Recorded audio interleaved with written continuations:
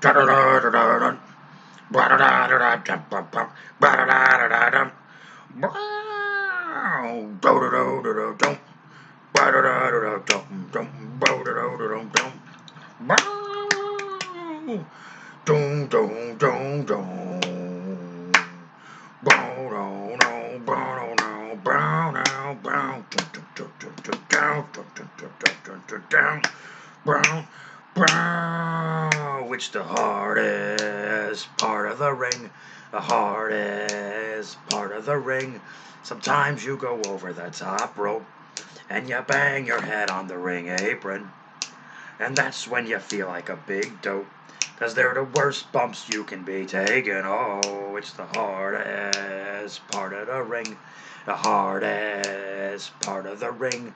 Sometimes you reach out for the hot tag, but then you go ahead and make your own comeback, and that's when you should quit wrestling. Better off rolling in thumbtacks. So it's the hardest part of the ring, the hardest part of the ring. Now double claps.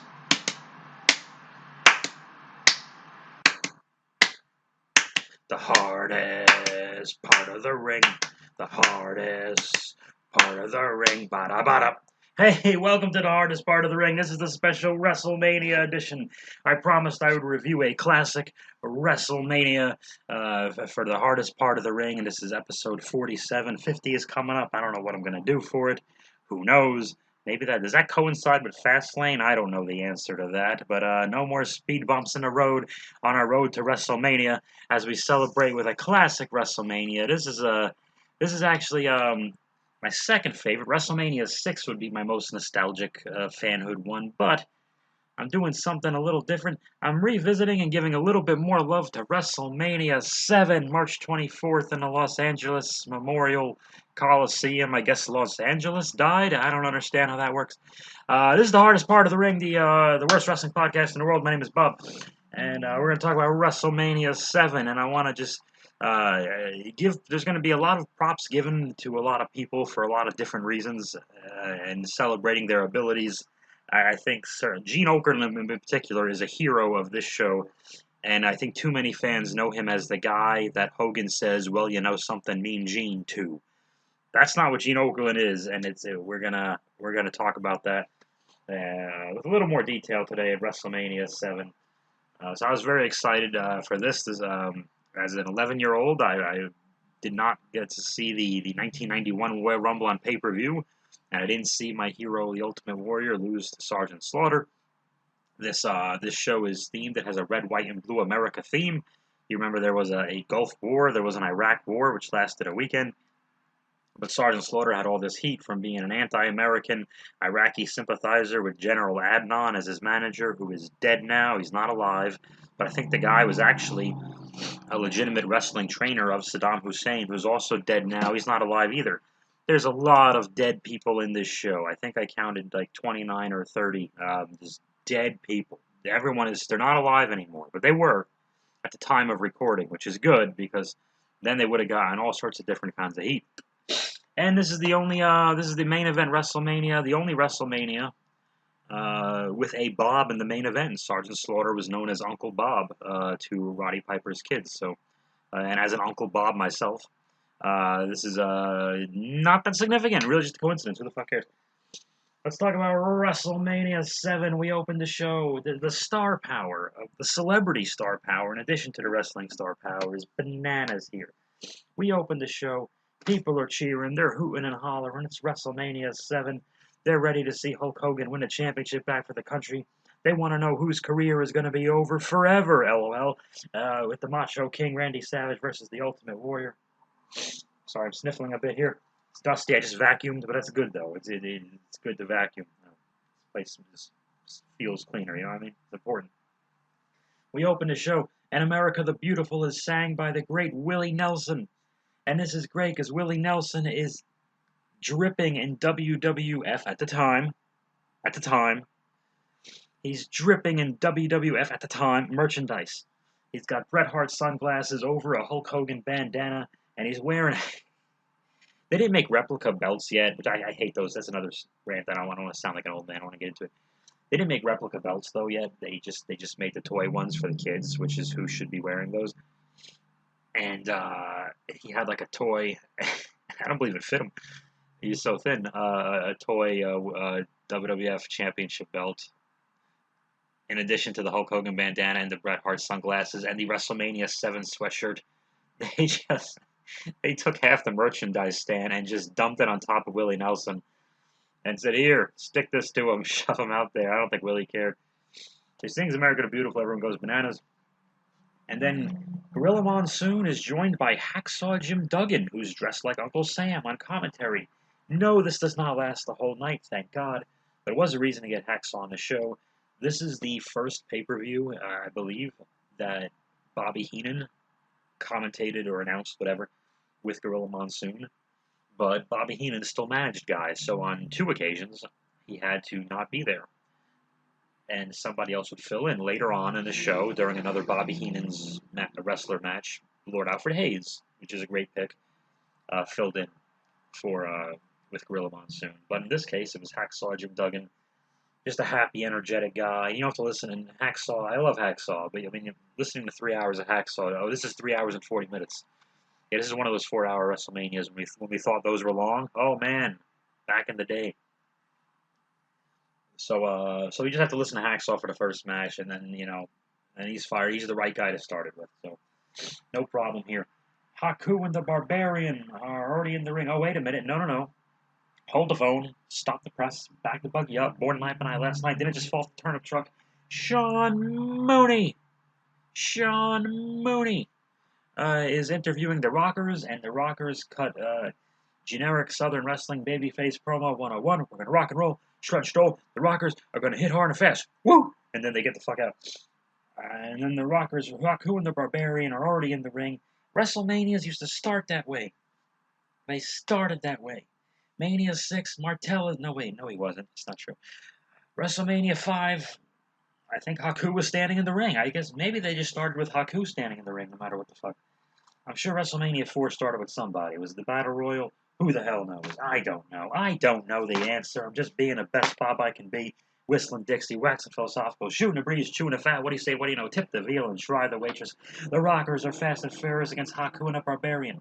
And even in my 11-year-old brain, at the time, I thought, oh, they never do what's fun. The Rockers are just going to lose. They're going to get beat up by the guys who are bigger. We have a great opening match. The Rockers are ducking, dodging, flipping, flying, strutting, strolling, slamming, jamming, clanging, banging. Woo! The Rockers, they're doing like the old slow hurricane Rana and the head scissors, and one Rocker has his crotch on Barbarian's face, and then the other Rocker drop kicks the Barbarian's back. So I think it was Sean who would do the Rana. They would do a bunch of those and a double fist drop, and they would get their ass kicked by Haku and Barbarian, no doubt. But when all 4 men are in the ring, one of the Rockers, I think Sean, hit a high cross on Haku off the top, and that was enough for the 1, 2, 3, and just a fun, make them happy, go get them WrestleMania kickoff. A lot of baby faces win on this show, more so than Mania 6. I think they were trying to, let's just make people happy. And the heels who do win, they made it count. So, the major heel victory is later on, but. So, that was good, though. That was good. Is my cord falling off? All my shit's falling off? Hang on a second. Okay. I think we're going to make sure my computer doesn't run out of gas here. Throw a little gas on a fire, a little insult to injury, a little salt in a wound, a little shrimp on a Barbie Daddy, all the way live, making your body shake and your liver quiver, Daddy. All right. So that's what happens there. And then Bobby Heenan is ready to rejoin. But wait a minute. Gene Okerlund is interviewing Marla Maples. Who the fuck is Marla Maples, you ask? She was the first famous mistress of Donald Trump, who is also in the audience. We'll talk about it. So Gene Okerlund has Marla Maples there, who is a guest backstage interviewer and later a guest timekeeper. And then Gene Okerlund, he's not just talking to Marla Maples, but Gene Okerlund, who's dead, by the way. He's dead. Also Bobby Heenan, unfortunately, he's also dead. And Gorilla Monsoon is dead as well. Gene Okerlund not just has Marla Maples, he has Regis Philbin, who's dead. And he has Alex Trebek, who's dead. So, I don't know if Marla Maples is alive or not, probably. Oh, but anyway, the Rockers and Haku Barber gets 5 stars. It's a 5-star match, 5 stars. And so Regis talks. Okerlund talks to these 3 people, and they're all excited to be there. And then we go right to our second match. We're like 10, 15 minutes into the show. We're starting the second match. When's the last time that happened? Probably WrestleMania VII. Dino Bravo's dead. The Canadian strongman. He's in there. And who's he going to wrestle? He's going to wrestle the Texas Tomato, Kerry Von Erich, who's dead. And Dino's got Jimmy Hart. This match goes about 2.5 minutes. I think the Texas Tomato kicks out of the sidewalk, the side slam that Dino Bravo did. They didn't call it a sidewalk yet. That was a Diesel thing. And then Dino gets caught in the Iron Claw, which is the strength of Texas Tomato's feverishly strong hands. And the Tomato bounces off the ropes and does the discus punch before all the Japanese guy did it, so the indie guys could steal it. And Tomato wins the match in about 2.5, maybe 3 minutes. I don't fucking know. Anyway, the match gets 5 stars. And then we cut to the Warlord with Sean Mooney and the Slickster. That's right, the Slickster. He was a pimp. Was it offensive? Probably. We did it. Anyway, they're all out. And the Slickster says a bunch of stuff. He does a bunch of dog puns about the British Bulldog. Because his man, the Warlord, is going to have a match with the British Bulldog. And they hate each other because they both have power slams. I'm not kidding. That was the whole thing.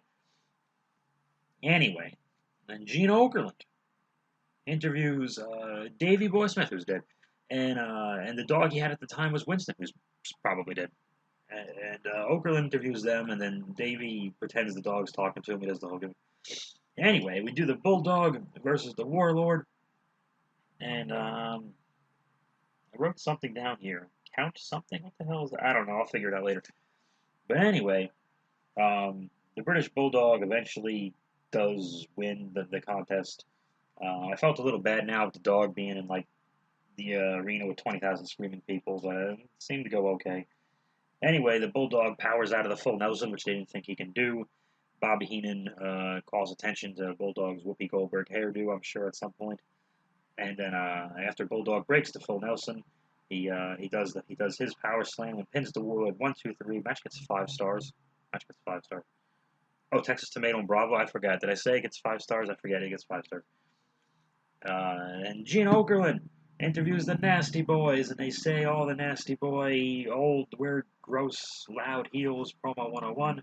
And Sean Mooney interviews the Hart Foundation, and with Bret Hart and Jimmy Animal Nighthorse dead. And I feel like a dick doing that, but my point is, there's a lot of people not alive on this show anymore. That's my point of doing that. Anyway, the Harts are talking to Sean Mooney. They're the tag team champions. They're going to defend it again. And then we have our 4th match. And this is the big heel win. The Nasty Boys defeat the Harts for the tag team championships. 5 stars. Gets, by the way, 5 stars. In this match, Macaulay Culkin, who isn't a guest celebrity, he's just Macaulay Culkin in the 10th row, whatever the fuck. And keep in mind, this is 1991. And in 1990, Macaulay is like the shit. You know what I mean? He's everything. And we didn't throw away our celebrities in 2 months yet, so he's still that's an A-list star just in the audience, just being there. Just crazy. And they just pan on him for a second. They show, that's not a pan, I'm sorry. They zoom on him in a second. And Gorilla says, all he says, he doesn't even say, today they would be like, oh, it's Macaulay Culkin. Send 5 people run over and talk to Macaulay Culkin right as the bell rings for a championship match. No, it's a championship match. They just show him for a second because they have to. And Gorilla says, boy, that youngster is impressed. How'd you like to be home alone with the Nasty Boys? Fucking brilliant. Fucking brilliant. It took 2 seconds. They acknowledged it because you just see a kid who looks like Macaulay Culkin and you go, is it? And it totally is. And Macaulay, he's a cool dude. I know you see him on the Red Letter Media things. He's liked a couple of my goofy reply tweets to him on his stuff. I think I liked him on Joe Rogan a few years ago. I'm not a Rogan guy anymore, if you need to know. I don't want to talk about it. but I like Macaulay, so that was a cool moment I always forget about, but then when it happens, I always pop for that. I'm like, yeah, there it is. It's a good thing Macaulay didn't watch a match with the Killer Bees. Remember the film, Mike? Okay, stop it. This is a good match. Usually with the bigger teams, the big beefier teams, Anvil would spend more time in there than Brett, but Brett really just sells. He makes the Nasties look great. They really just work on Brett's back with a bunch of sitting, like, not camel clutches, but sitting chin locks and stuff like that. There is a finish there. They hit a heart attack on Knobs, I believe, and then there's distraction. The helmet, the bicycle helmet, the motorcycle helmet that Jimmy Hart throws in a ring, which he's wearing because he changes his gear for everybody because he's awesome. He throws it in, and I think Sags hit Anvil over the head with it. Notice they didn't pin Brett. We had plans for Brett later this year. They knock out Anvil, and then Knobs gets draped on Anvil. 1, 2, 3. There you go. Masters are new champions. 5 stars, I mentioned. And then we get ready for our 5th match. This match always gets shit on, and it is one of the best fucking WrestleMania matches of all time. We recap the Jake the Snake Roberts, Rick Martel feud, which no one ever gives any props to. It was like 9 months, too, the damn thing. 6, 7 months. They recon Brother Love. Jake Roberts got blinded by the arrogance cologne by by Rick the Martel. And they show all the events leading up to it, and then Jake would come by again, and then Martel would tease him, and Jake would accidentally DDT Brother Love, and then Brother Love would get up and then say something nice about Vince McMahon's ad. Okay, stop that, Bob, stop that. And then another thing where Tito was wrestling Martel, Tito Santana, because they have that Strikeforce history, and Jake would run in, and he knew Martel was in a ring, but he has bad vision, so he starts grabbing and hitting Tito, but then they tell him it's Tito, whatever. Okay. So, we have a Jake the Snake Roberts promo. I forget if Okerlund or Mooney interviewed him here. I really don't remember. But anyway, so Jake the Snake Roberts says some cool, dark things, but it's like really brief. It's like 15 seconds. And then we have the blindfold match. This is one of the loudest WrestleMania matches. This match is really half the reason that people were exhausted for Hogan Slaughter. This is a perfect blindfold match. The only faux pas is... at the beginning, Jake shoves his hand through the mesh, and you can see his hand through that. It's obvious he can clearly see through the mask, and he's getting cameras right on it. Nothing you can do. It's a total eclipse of the heart. It just happens.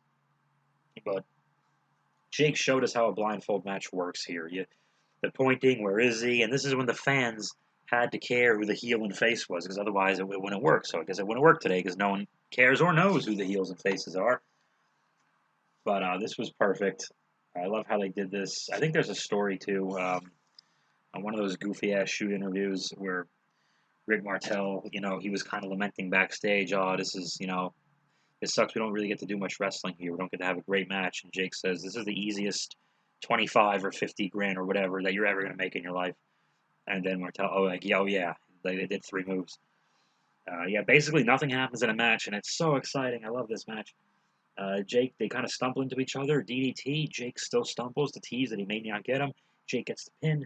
We don't get to see him drape Damien on Martel as much as we wanted to. He just kind of throws the snake around, which, again, animal cruelty. It's a little bad. And things wouldn't fly today, but what's done is done. Is that snake still alive? I don't know. And it was weird to see Jake get like a pinfall win, because I was used to Jake feuding with DiBiase and Mania 6, Jake actually loses by count out, but then there's a DDT and the snake goes on Virgil instead of Ted. That was the thing, you wanted to see him put the snake on the guy, but whatever. Yeah, what happens after that? I don't really know.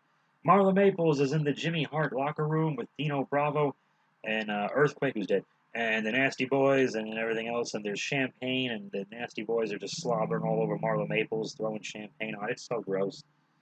Well, that's what happens. And Jimmy's... Oh, this is cute. Jimmy Superfly Snuka, who's dead, comes to the ring. And this is the beginning. They always overhype this. Revisionist WWE history. For you younger fans, if you're like 30 and under, let me give you a little lesson here. The big beginning of the streak that they've shown an endless video package of when he first beat the legendary Hall of Famer Jimmy Snuka. This has started it all. This was just a match on the card. This match meant nothing to WrestleMania VII. Undertaker walks down the aisle with Paul Bearer, who's dead. He walks down the aisle. It's a 4.5, 5, whatever, maybe 5-minute match, not even. And Jimmy Snuka at the time had the same role as Tito Santana. He was more of a Vince Sr. guy than a Vince Jr. guy. And he just kind of, he was just there really to have some good matches, yes, and beat the enhancement talent, but only get enough wins to put someone bigger over. So a Jimmy Snuka might pin an 89 Honky Tonk Man, but Jimmy Snuka's not beating a Rick Rude or a Mr. Perfect or a DiBiase. You understand? Um, like a Tito Santana, maybe he'll get a roll up on a Greg Valentine in 89-90. But Tito Santana's only getting that win so the Undertaker can look good. Please don't comment that the Undertaker actually lost to Tito that summer in Spain. I know, I don't. It's a different thing. Shut up. So that was the role of Jimmy Snuka at the time, and Undertaker's this new big monster who people they responded, and they probably had their vocal cords exhausted from the blindfold match right before. So, the blindfold match gets 5 stars. So this was great. Taker just really the only bump he took wasn't really for Snuka. He just missed an elbow, but I think he just staggered. He just kind of registered on Snuka's stuff like the headbutts and the chops and this and the other thing. He hits the big clothesline. He drops Snuka's throat on a rope. I think he was supposed to catch Snuka. Snuka actually does a springboard off the rope from the ring apron, just the hardest part of the ring. And he doesn't. And Taker tries to catch him, but Snuka was a big boy, and but it didn't matter. That's the thing. It looked real though. Like it wouldn't. It didn't matter to me that it was a stumble and he had to kind of put him down and pick him up again. Even then, I'm like, okay, he tried to. It looks like he tried to catch him and pretty much stopped his momentum and pretty much caught him, and which is what happened, I guess. So, not everything has to look that perfect. Anyway, Tombstone, Jimmy Snuka is the first of the streak. No, they just went, oh, okay. Well, the Undertaker beat Snuka. They mentioned the Ultimate Warrior because I think they were setting things up. Taker had vaguely mentioned Warrior in a promo or here or there, which they would follow up a month later with the whole lock 'em in the coffin thing on Superstars, yada yada yada yada. But other than that, yeah, it was just in and out. The beginning of the streak was no big deal. They didn't go. This is the first Undertaker win at WrestleMania. I wonder how many more they'll. No, for all they knew, this was Taker's only WrestleMania match. They didn't fucking know. It was a buffer. This match was a buffer between the blindfold and the career-ending match to give you a little bit of a rest. And just to remind you, the heel monster is up and coming. This match served the exact same purpose as the year before at Mania 6 when the Earthquake beat Hercules was dead. That's the gimmick right there. Anyway, the match Taker Snuka gets 5 stars. And this brings us to the big one. We start recapping the career-ending matches, the match events, all the attacks from Savage and the Rumble at 91 and all this, and we don't see any backstage promos, which is so they would change it. These guys would be too focused to do the thing, and this is brilliant. Right before this match, Bobby the Brain. Wow, this is going to be a long one. Bobby the Brain Heenan. He does something they never do. When he does if you're familiar with WrestleMania VII, like I am, right before the match, he does this double take and says, "Hey, bear with me, director, bear." And Heenan's never that polite. And he's always treating the staff like garbage, of course, because he's Bobby the Brain Heenan. It's like, "Man, just hang on a second." And he does something else that's really subtle. This was so effective because they never did it at the time. He talked over the ring announcer. Never fucking did that. That was a huge Vince no-no.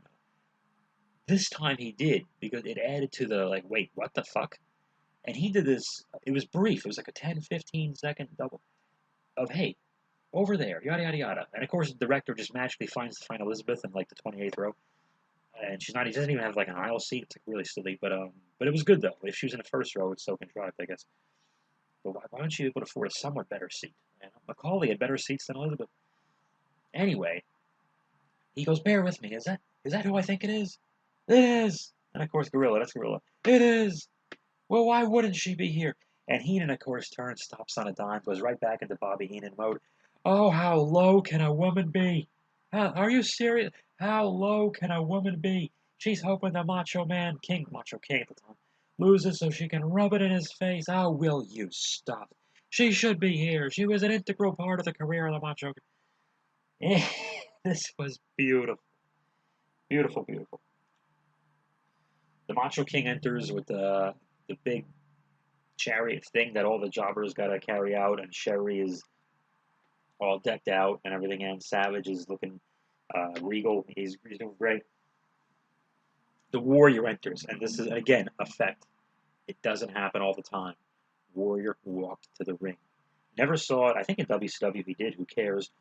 Never saw it in WWF before or after Ultimate Warrior walked to the ring. And that was the first time we saw him in like a big, like long coat. And it was all airbrushed with Savage and Warrior's face on it. And he had airbrush tights with on his buttocks, on his ass. Oh, the Ultimate Warrior also dead, by the way.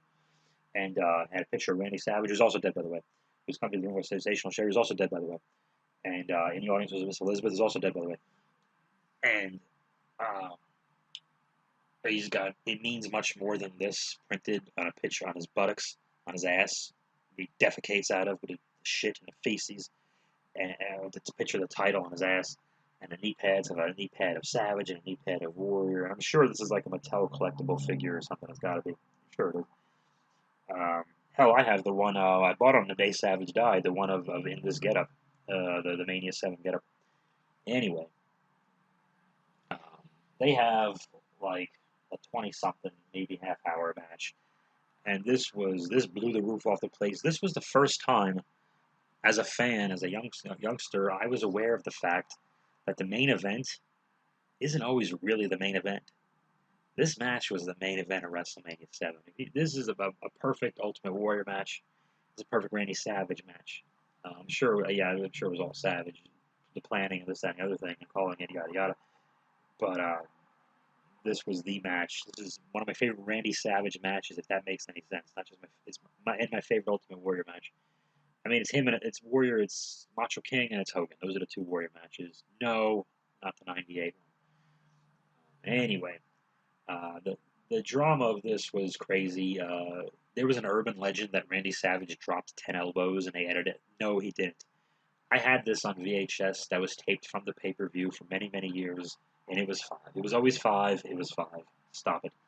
I think the urban legend is that on the replay, because they used to do a replay you could buy on Tuesday, believe it or not, and on primetime wrestling Mondays they would hype it up. There's an urban legend that on the replay they added 5 elbows, but I bet that's not true.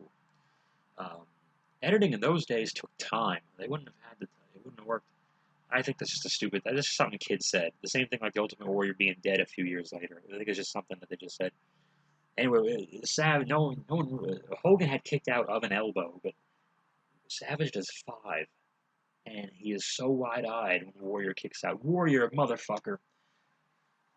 Right before the cover, after the 5th one, Warrior already jumps the gun and puts his arm on Savage's ribs like he's going to push him off, like right at 1. I'm like, motherfucker. What? It's your first day? Jesus, have you not wrestled enough? Anyway, but then, as a fan, Warrior, when he does his Warrior comeback, Gorilla Press Slam, I did not believe. I was even in more disbelief that Savage kicked out of that. No one kicked out of finishes ever, even at WrestleMania back then. Savage kicks out of that, and Warrior talks to the gods. He gets knocked off the ring apron. His heart's part of the ring. Sensational Sherry tries to interfere. Sherry is great in this. She does so much interfering, and she gets it's a little violent. She gets shoved around quite a bit. But Sherry is this is also one of her best performances. Eventually, Warrior gets back into the ring. One of the reasons Savages must be bald is Warrior drags him by his hair so much towards the end of this. Gives him 3 tackles, and quite unceremonious. And I hate that word, because why would there be a ceremony? Oh, we got unceremoniously thrown off the top rope. Well, why would you have a ceremony for throwing someone over the top rope? In the ring apron, the hardest part of the ring. The Warrior puts his foot on the chest of Randy Savage, which I know a lot of fans hate. As I know as a Randy Savage fan, I hated it for a while too. Like 5 years ago, I got over it. I think it was the right call again. I've changed my mind again.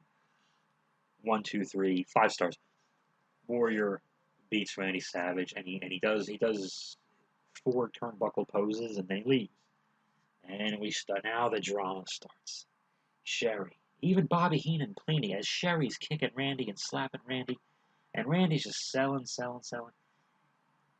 Even Bobby Heenan is pleading from the announce position.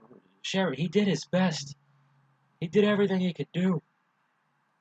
Finally, we get a shot of Elizabeth hopping over the rail, and she kind of goes back butt first, and you could easily have fallen, cracked her skull. Balls on her.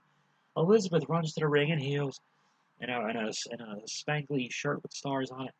She runs into the ring, who never gets physical, And again, today, if they did this, they would have Elizabeth give Sherry a slam and an elbow off the top rope. Thank God, no. She comes in, she grabs Sherry by the hair, and just tosses her out of the fucking ring. She never got involved physically, except the year before where she grabbed Sherry by the hair. Well, let's talk about everybody in that match is dead, too. So she tosses, and then Randy does a big asking. He doesn't know if it's Sherry, if it's Elizabeth. Big back and forth. Finally, big hug, reunite. Randy holds the road open for Liz, and everybody's crying. They have all different audience members. Tears are flowing. They were only apart for 2 years on TV. And everyone cared this much. 2 years. Felt like an eternity. Can't wait till it'll never happen again, because Macho Man is the Macho King now, and he's with Sherry, and we'll never see Elizabeth again. And we all believe this was the last time we'd ever see Randy Savage, except for about 6 months later when Warrior is fired and Savage takes his place in the Jake Roberts feud. History is the only thing that hurts this. Everything otherwise, it's beautiful. And everybody's crying. One lady's crying, and Bobby Heenan says, "I think her shoes are too tight. Will you stop?" Fucking beautiful. This is the first time a match in my memory overshadowed the main event, and I don't think Steamboat Savage at Mania 3 counts. It don't, because Hogan and Andre was still the attraction. And Hogan slamming Andre is still the thing people remember, and it gets shown at the beginning of every broadcast. I bring it up all the time. So, absolutely beautiful. Conveniently, we go, Regis Philbin sees The Undertaker. No, not this year, but not last year either, but 30 years ago. Regis Philbin, and him and Paul Bearer are just measuring Regis Philbin for like suit measurements, coffin measurements. On the original pay-per-view airing on the VHS, they had a 5-minute thing with George Steinbrenner, who owned the New York Yankees, fighting with some other people about whether WWF should have an instant replay, and they used the Macho King Slaughter Warrior Rumble example. But then the argument is you can't have instant replay because it takes too long, and they show the Bushwhackers in some media room with all the giant tapes, all the giant reels, all unspooled and covered in all this film, and then they show, well, that's why we can't do it, because the Bushwhackers apparently eat the video or something. But this wasn't shown on the net. This is not on the network version, and not really that important. So then Alex Trebek talks to Demolition, and he talks to Mr. Fuji, who's dead, Crusher's dead, and Smasher, who's not dead. And they're going to beat Tenryu and Katawa, who Bobby Heenan had all kinds of racist fun with later on. But then Regis Philbin interviews Tenryu and Katawa. Are they both alive? I don't know. And they don't speak any English, so Regis starts saying Japanese things like Toyota and Mitsubishi and Kathy Lee, and then finally they go, oh, Kathy Lee, this is kind of racist. And Alex Trebek, who's terrified of snakes, interviews Jake the Snake Roberts. And Jake Roberts kind of puts the snake in his face and fucks with him, and Alex Trebek runs away, and Jake Roberts looks right at the camera, and this is why it worked, right at the camera. Well, Damien, I guess you'll have to settle for the home version of Jeopardy, won't you? Hilarious. Go watch it. Our popcorn match, we're back from the big break or intermission. Tenryu and Katawa, these two Japanese guys on some kind of deal with New Japan, All Japan, some Japan, most Japan, old Japan, I don't fucking know. They get to wrestle Demolition, and they defeat them, and Tenryu powerbomb smash for 1, 2, 3 match gets 5 stars. Bobby Heenan having all kinds of racial fun with Katawa, unfortunately. They said, Katawa, maybe he's getting beat up, he should throw in Katawa. And Gorilla does a lot of will you stop, and Heenan does, you know how you become Grand Sumo Champion? I don't want to hear it, Brain. You gotta eat 1,100 bowls of rice in an hour. Stop it. Chopsticks. Enough. 1 stick. Okay, that'll have you removed. Fucking beautiful. What happens next? Did I lose an entire page of notes? My notes are all over the place. Oh, man. I mixed my Raw notes with my Mania 7 notes. That is hilarious. Okay. Anyway, Gene Okerlund interviews the big boss man who's dead. Is this getting old yet? It should, because it's depressing. Boss man cuts a promo how Bobby Heenan's been insulting his mother for 7 months. Wrestling was insane, dude. You can keep your swamp match. I don't give a fuck. Wrestling used to be really fucking crazy. How long is this fucking episode? Anyway, and then Sean Mooney interviews Bobby Heenan and Mr. Perfect, and Bobby Heenan makes reference to the LAPD and I guess Rodney King. Jesus Christ, because they're fighting a police officer gimmick guy, and there was just the riots, and oh Jesus, oh boy. Anyway, the guest commentator, of course, like I mentioned, is Lord Alfred Hayes, who's dead. Boss Man and Perfect have a great match. Boss Man flings him around. Perfect's bumping and flipping and flopping and flying. Um, and he grabs him by the hair and twirls him around. He rams his ass and crotch and his testicles and his anus into the ring post. And then Perfect is cheating or something. And then Andre the Giant, who's dead, walks to the ring just out of fucking nowhere. He was not advertised to be here. He just crazy legendary Andre the Giant just shows the fuck up for fun because he hates Heenan from last year, their breakup. He smacks Perfect in the head with his own Intercontinental Championship belt. But then we have a DQ where Haku and a Barbarian run into the match and cause a DQ. Match gets 5 stars. As a kid, I thought Perfect would lose to the Boss Man, but I guess in essence it was the right move to have Perfect keep it because he was so good at what he did. And then we wouldn't have gotten that great Mr. Perfect Bret Hart SummerSlam 91 match, where Perfect was randomly and briefly managed by a guy they called Coach, who was an old manager called John Tolos. He's dead now, too. Anyway, so then Bobby Heenan, no, then Andre the Giant and Boss Man kind of fight off the Heenan family, and they celebrate on the outside of the ring. Andre does not get in the ring. I mean, he's not moving. The fact that he made it to the aisle, down the aisle, was impressive for him at the time because he didn't look good. Gene Okerlund is in the audience. And get ready for this shit. Politics aside, and fuck Donald Trump, politics aside, Okerlund goes in to interview Donald Trump for 5 seconds. Trump says, "Oh, it's great to be here." And then Chuck Norris walks into the shot. Okerlund talks to Chuck Norris. "Oh, it's great to be here, Gene. I'm having a great time at WrestleMania." And then after Chuck Norris, sitting down is Henry Winkler, the Fonz. Which is funny because he's 2 seats away from Donald Trump, and if you look at Winkler's Twitter, try that again. Henry Winkler's Twitter.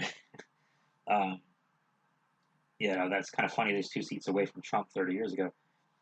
So he goes from Donald Trump, who would become a president one day, to Chuck Norris, who's Chuck Norris, to Henry Winkler, who's the Fonz, and then wait a minute, are we done? No, because Lou motherfucking Ferrigno walks down. I couldn't make this up if I tried to talk to Gene Okerlund. In a span of 3 minutes, Gene Okerlund talks to a future president, Chuck Norris, the Fonz, and the Hulk. What the fuck is going on here? And by accident, they found Macaulay Culkin. And a minute before this, unadvertised, Andre the Giant walks down. And then the Earthquake walks down. He's dead. Did I mention that? Yes.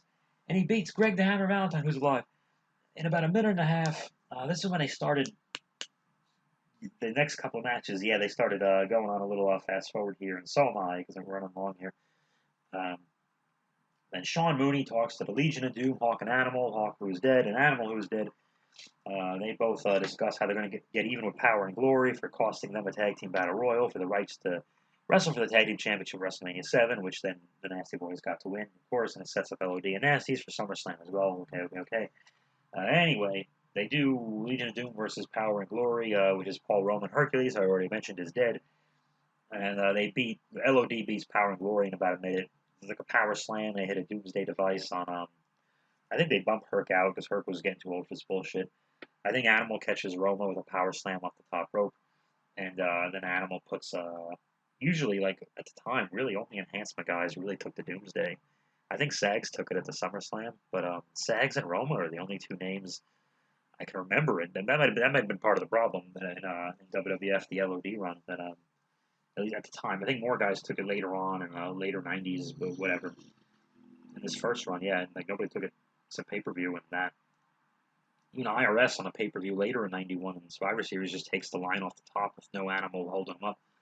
Anyway. And then years later, his son would be lit on fire by Cowboy Bob Orton's son. Okay, enough about IRS. He's not on this show, but I think he debuts like right after. Because tax season. LOD wins. Then we recap DiBiase and Virgil. Again, this is years in the making. Originally, I think they were going to do Piper DiBiase, and Piper gets hurt in a motorcycle. Oh, Roddy Piper, unfortunately, and I've met him. He was awesome, but I'm sorry to say, I have to keep this going. He is dead. Okay. They have Ted DiBiase versus Virgil, and this is the second best match of Virgil's career, the other one being in SummerSlam '91, where he wrestles Ted DiBiase. Gee, I wonder what the factor is here. I think Virgil wins by countout because Ted keeps fucking with Piper and beating him up, and then Virgil encourages Piper to get up, and then Sherry runs out to side with Ted, and they only gets hit in the head with a crutch by Piper, who's just wildly swinging stuff. So Sherry pretty much, it took her about half an hour to find a new meal ticket. That's the first time I heard that expression. Gorilla said that. So Sherry sides up with DiBiase, and to be another foil, and because some people say Ted and Sherry didn't really work. I mean, it wasn't long. It's hard to say, but DiBiase by himself, to me, didn't work. I don't know if Sherry was the best for him, but as awesome as she was, maybe it was the Clash. I don't really know the answer. Maybe they just had no time to think about it. Sherry obviously had her hands full that night with which match pretty much should have been the main event. Now we start recapping Sergeant Slaughter versus Hulk Hogan, and Slaughter burning the Hulk Hogan shirt, which they were going to use the flag at one point, but I think they changed their mind or something. Sean Mooney. Now, by the way, in my 11-year-old brain, I thought, wait a minute. If they're recapping Slaughter and Hogan now, does this mean Tito Santana versus the Mountie is last? No, that would be stupid. My voice is going. Okay, so they recap all the evil Slaughter stuff, and these recaps were great. They just showed you the goddamn footage. It wasn't produced. There was no filters. There was no wacky zoom-ins and this. Like, here's what happened. Remember this? This is it airing, and maybe in the corner of the screen it says Saturday night's main event, February, whatever the fuck.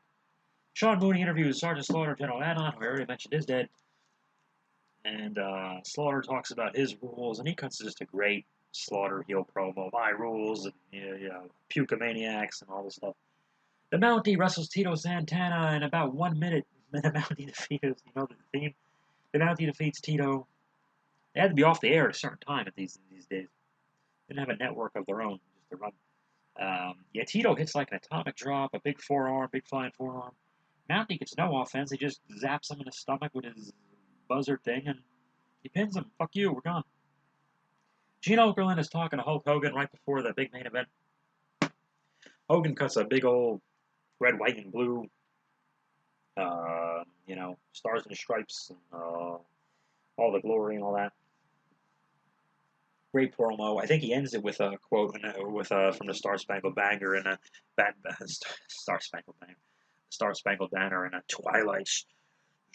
What is the words? Does anyone know the words to my country's theme song? It's an anthem, Bob. It's not a theme song, you idiot.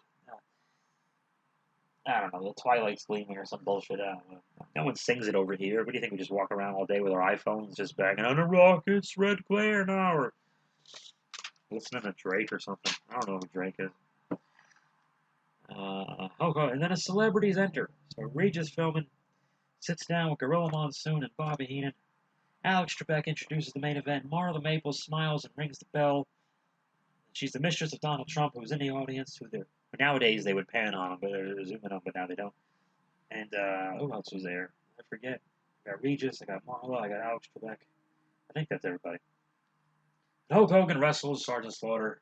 Oh, by the way, I'm sorry, I fucked up. Mountie versus Tito gets 5 stars. DiBiase and Virgil gets 5 stars. LOD and Power and Glory gets 5 stars. Bossman and Perfect got 5 stars. And I mentioned Valentine and Earthquake got 5 stars because it did. It gets 5 stars. Hulk Hogan and Sergeant Slaughter wrestle a 5-star match right here, by the way. And this was still actually a very fun, good, classic Hulk Hogan match. This was weird because Slaughter would hit Hogan very gingerly with a chair that's cushioned with a jacket on it right in front of the referee like twice, and there was no DQ. My 11-year-old brain was like, "Bah!" Because Slaughter's thing was for months he was purposely getting DQ'd just to keep the title and didn't care, like so he'd wrestle like Hacksaw, or whoever the fuck, and just get DQ'd and make everybody mad. He was just doing that gimmick, and I was like, the referee just didn't care. So okay, I guess if there's a jacket on the chair, it's not as bad. You can use it. I think it was a Hulk Hogan jacket too. Hulk Hogan bleeds in this? What the? This never happened, and that's why it stood out. Hogan's a bloody mess, but it worked because we never saw it. I can't think of a time in '90 when I saw blood. '89 when I saw blood. I can't think of a time in 92, except Ric Flair Mania 8 when I saw blood. I can't. When the hell after that in '92 with Ric Flair, and then again, it was a big fuck you over it. Was I think hurt. That was the beginning of Ric Flair going down a notch in Vince's eyes. Like people tend to say that. I don't know if that's true, but when the hell did we see a lot of blood again? Must have something to do when Mankind showed up. I would assume, but I can't think of it right now. Oh, the late '95 December, Brett, of course, with Bulldog, and they were already like Brett did the table thing with Diesel like the month before that or something. So okay, so it was damn near 4 years of Anyway, Hogan's bleeding here like mother, and Hogan was in trouble and he got beat up and Hogan took like a slam off the top turnbuckle, which is so un-Hogan like. I don't think he took any other big bumps, but he took that one big one, and he shouldn't be taking big bumps. But Slaughter still got a beat on him. Slaughter didn't do the atomic no-gi to Hogan. I don't think Hogan was having that one, but Hogan did have like a Boston Crab right by the rope, which is near the apron, is the hardest part of the ring. And at one point, General Adnan distracts the referee while Slaughter has the pin, which made no fucking sense. And even Heenan had to go, yeah, just like Jesse Ventura would when commentators used to be able to use their brains. Jesse Ventura would have done the same thing Heenan did. He'd have to go, yeah, I totally have to admit that's a mistake. I know I'm supposed to side with the bad guys, but it's in front of my eyeballs, and I sound like an idiot, so yeah, we don't know why he's doing that. Sometimes you just gotta do that. And it's, but whatever. So, Hogan, of course, leg drop, 1, 2, 3. I already said 5 stars. Hogan does that thing where on 3, just like Hogan kicks out on 3 when Warrior pins him the year before, like on 3, Hogan would get off guys all the time. So many times. I can't, he would never stay on you for the whole, he'd be like 1, 2, 3, and he's just off at 3. Like he barely, it's almost like he lets you up. It's really, I never got it. I never cared for it much, to be honest with you. Stay there and pin him. I don't even know if he hooked the leg. It didn't matter. You got the atomic leg drop. Hogan pins him, and he's bleeding. And there is one part where Hogan waves an American flag that's in the audience, but then Hogan wipes all his blood and his sweat on the American flag. And throws it back to you. I don't know what the fuck he was thinking there, but yeah, not a good idea. Probably just an error in judgment. Maybe just wasn't thinking. I mean, he is bleeding and sweating, and you're doing all this stuff. Just a bad idea, I guess. Bad call. There are other things we can get on Hulk Hogan for, and I have. So on that one, I'll just chalk it up to not thinking in the moment, a mistake. Let it go. It's over. There is an ad. They don't show this on the pay-per-view when it aired or on the network, but on Primetime Wrestling they would show. They do like an end credits scene at WrestleMania VII, which they would only show on like I think they waited a week too. It would be like 8 days, the Monday after the next Monday. Where Hulk Hogan goes back into his dressing room after that match, and Slaughter throws a fireball in his face, and they continue the whole thing, probably so they could have a bunch of house show matches at Madison Square Garden. They have at least 2, like a regular rules one and like a no rules military gimmick one where Hogan's wearing goofy outfits, and that also took them to SummerSlam with the Hogan Warrior versus Colonel Mustafa and Adnan and Slaughter thing. That's a whole other story. Maybe around SummerSlam I'll do turn into that other podcast where they just wait for the anniversary and talk about the bullshit. I did not do this because it's been 30 years. I just chose it. I wanted to choose one of the 3 with the song I like, which is 6, 7, 8, and I went with 7. I think I've watched 6 recently, so. And I wanted to talk about Oprah and the career. If I had it my, oh my god, it's a long one. If I had it my way, the career-ending match. If I could rebook the year, and not knowing any upcoming Warrior drama, Warrior would have kept it. There'd be a DQ at the Rumble because Hogan still has to beat Slaughter. Hogan needs something to beat. So okay, and I wouldn't have had Slaughter win the Rumble because I think like the day before was like the Kuwait thing or whatever. So you just couldn't do it. Even though I would do that, but I guess you can't do that. So I'll take that into consideration. Hogan wins the very boring 91 Royal Rumble, I'm sorry to say, because I love 90 and 92. They're my favorite Rumbles, but yeah, 91's a really boring Rumble match.